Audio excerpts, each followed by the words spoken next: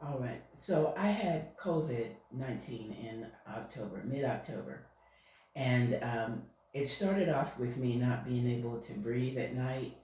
I had to kind of prop myself up in the bed so that I could breathe. And after a while, it got worse. It got to the place where I had lost all my ability to contain myself as far as going to the bathroom and all. And then it got to the place where I couldn't even walk. I remember trying to walk to the bathroom and couldn't do it. And Paul had to call 911. So they took me to the hospital, and of course they kept me. And I was on a breathing machine for a little while, but it wasn't real bad. And then around the first part of December, I was in the hospital from October to right before Christmas, 3 days before Christmas. So the first part of December, they sent me to a rehab center because I still wasn't walking. And I was in the rehab center for a week. And the rehab center sent me back to the hospital because my blood count had dropped down to 4. Yeah. So when I get to the hospital and I'm waiting for my room, I think it was around 2 in the morning when I finally got my room. And they put me in the room, and immediately after putting me in the room, I stopped breathing altogether. And they called for all the different hospital help. Everybody and their brother came with all kinds of machines and whatnot. They're working on me. The next thing I know, I'm in ICU. I'm in the bed. They're surrounding my bed, the doctors and nurses. You know, on one hand, nurses are saying, you know, breathe slow. The others are saying, calm down. And I mean, everybody's talking and telling me to do something. At the same time, they're putting stuff in my face and trying to do everything they can to get me breathing. And I felt myself slipping away. I was terrified. And I felt myself slipping away. And I felt at one point I lost this battle. And I reached out to God in my heart because I couldn't do it any other way. And I told him, I said, God, I'm not ready to die. I'm not ready to go. I need your help. And then all of a sudden, it seemed like nobody else was in the room. I was no longer in the bed. I was standing. And I remember looking up like this. And right in front of me was Jesus.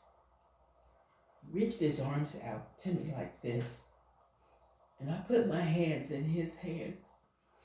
And he drew me close to his chest. And he held me with my head on his chest this way.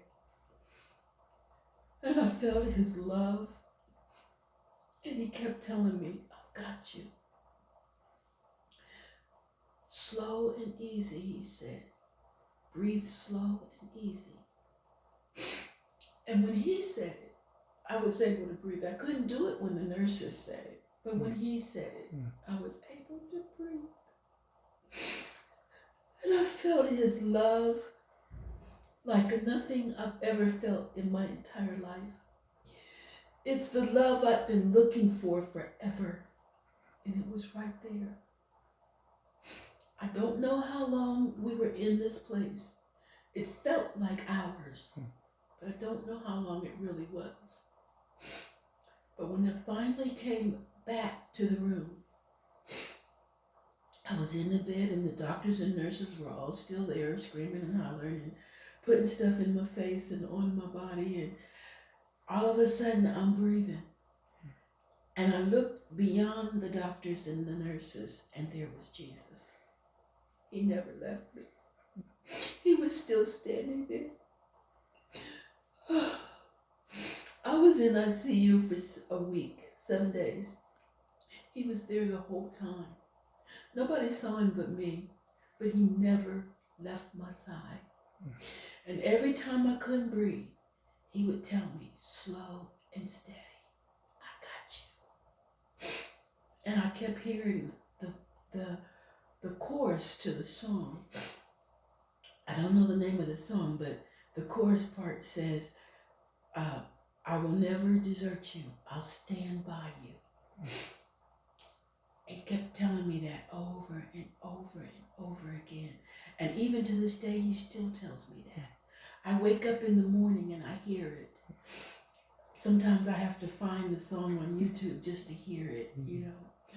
But he promised he wouldn't leave me. And he promised he wouldn't forsake me. And he kept his word.